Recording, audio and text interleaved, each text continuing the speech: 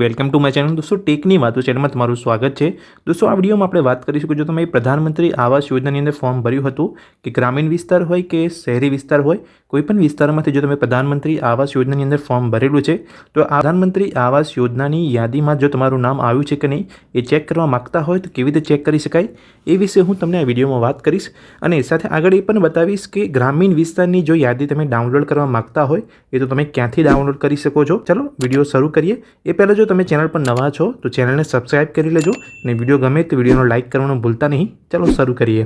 તો દોસ્તો વાત કરીએ કે પ્રધાનમંત્રી આવાસ યોજનાની અંદર જો તમે ફોર્મ ભર્યું છે અને તો તેની યાદીમાં તમારું નામ આવ્યું છે કે નહીં એ ચેક કરવા માગતા હોય તો સૌપ્રથમ તમારે ગૂગલમાં જવાનું છે। ગૂગલ પર આવીને જો તમે પ્રધાનમંત્રી આવાસ યોજનાની અંદર શહેરી વિસ્તારમાંથી ફોર્મ ભર્યું છે કે પછી ગ્રામીણ વિસ્તારમાંથી ફોર્મ ભર્યું છે તો શહેરી વિસ્તાર અને ગ્રામીણ વિસ્તાર માટે બંને માટે તમારે યાદી જો ચેક કરવા માગતા હોય કે તમારું નામ પ્રધાનમંત્રી આવાસ યોજનાની અંદર છે કે નહીં તો એ બંને માટે વેબસાઇટ અલગ અલગ છે। હવે સૌપ્રથમ આપણે વાત કરીશું શહેરી વિસ્તાર માટે। જો તમે શહેરી વિસ્તારમાંથી પ્રધાનમંત્રી આવાસ યોજનાની અંદર ફોર્મ ભર્યું હતું તો એ માટે તમારે ગૂગલમાં જઈને PMAY લખશો એટલે તમને અહીંયા પ્રધાનમંત્રીની તમે જોશો PMAYMIS.gov.in એટલે એ શહેરી વિસ્તાર માટેની વેબસાઇટ છે। તો આ વેબસાઇટ પર તમારે આવવાનું રહેશે। આ વેબસાઇટ પર આવતા તમને નીચે એક જોશો તમે સર્ચ બેનિફિશરીનો એક ઓપ્શન તમને જોવા મળશે। આ ઓપ્શન પર તમારે ક્લિક કરવાનું છે। આ ઓપ્શન પર ક્લિક કરતાની સાથે આધાર નંબર અહીંયા માગવામાં આવી રહ્યો છે। હવે જ્યારે તમે શહેરી વિસ્તારની અંદર પ્રધાનમંત્રી આવાસ યોજનાની અંદર ફોર્મ ભર્યું હતું તો જે આધાર નંબર તમે આપ્યો હતો એ આધાર નંબર અહીંયા એન્ટર કરવાનો છે અને 100 ઉપર ક્લિક કરશો એટલે તમારું જે પ્રધાનમંત્રી આવાસ યોજનાની અંદર યાદીમાં જે નામ હશે એ તમને અહીંયા બતાવી દેશે અને તમારી અહીંયા વેરીફાઈ કરી લેવાનું છે।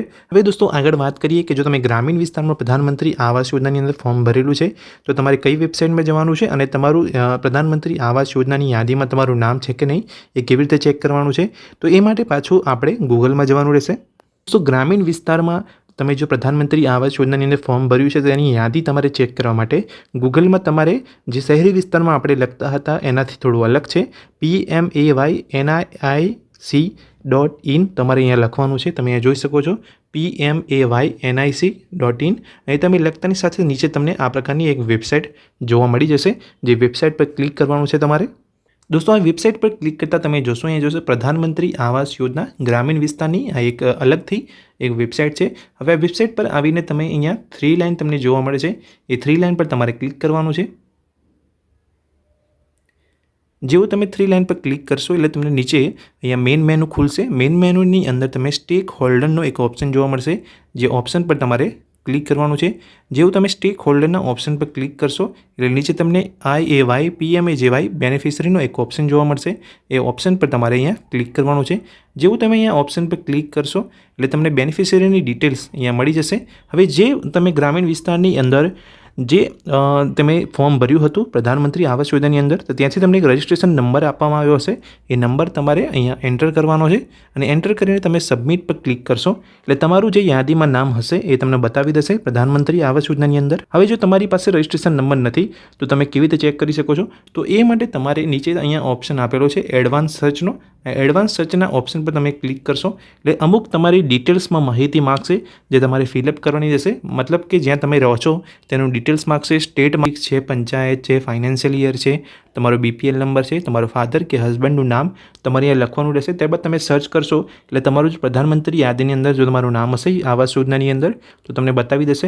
હવે આગળ આપણે વાત કરીએ કે જો ગ્રામીણ વિસ્તારની તમે યાદી ડાઉનલોડ કરવા માગો છો કે પ્રધાનમંત્રી આવાસ યોજનાની જે પૂરી યાદી છે એ ડાઉનલોડ તમે કેવી રીતે કરી શકો છો એ વિશે વાત કરું તો દોસ્તો આપણે પ્રધાનમંત્રી આવાસ યોજનાની જે યાદી છે એ ગ્રામીણ વિસ્તારની તમે જો ડાઉનલોડ કરવા માગતા હોય તો એ માટે તમારે અહીંયા વેબસાઇટ પર આપણે હોમ પેજ પર આવી ગયા છે।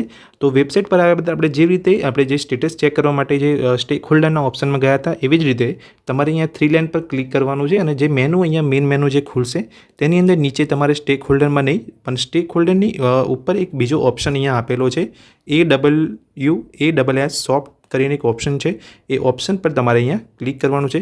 જેવું તમે એ ઓપ્શન પર ક્લિક કરશો એટલે નીચે તમને બીજા ઓપ્શન ખુલશે તો તેની અંદર તમારે રિપોર્ટના ઓપ્શન પર ક્લિક કરવાનું છે। રિપોર્ટના ઓપ્શન પર જેવું ક્લિક કરશો એટલે નીચે આપણને બીજી અમુક માહિતી ખુલશે એમાં તમને લાસ્ટ ઓપ્શનમાં તમારે જવાનું છે।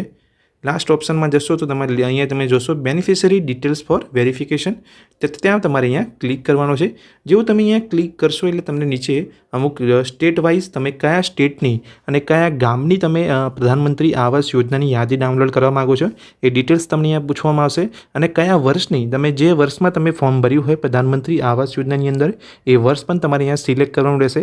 એટલું સિલેક્ટ કરીને તમે PDF તમે અહીંયાથી ડાઉનલોડ કરી શકશો, એ જ હું તમને બતાવી દઉં છું. હવે આપણે જો ગુજરાતમાંથી આપણે પ્રધાનમંત્રી આવાસ યોજનાની અંદર ફોર્મ ભર્યું હતું તો અહીંયા ગુજરાત સિલેક્ટ કર્યું છે મેં. પછી તમે જે પણ જિલ્લાથી તમે એપ્લાય કરેલું હોય તો તમે જે પણ જિલ્લો હોય તમારે અહીંયા સિલેક્ટ કરવાનો છે. એવી રીતે જિલ્લાની અંદર જે તમારું ગામ હોય એ તમારે અહીંયા સિલેક્ટ કરવાનું છે. તમે પહેલાં સિલેક્ટ કર્યું તો આપણો જે સ્ટેટ છે ગુજરાત, જિલ્લો, તમારું ગામ, પછી તમારે અહીંયા સિલેક્ટ કરવાનું છે જે પણ નજીકનું જે પણ કોઈ બીજું ગામ હોય એ તમારે અહીંયા સિલેક્ટ કરવાનું છે.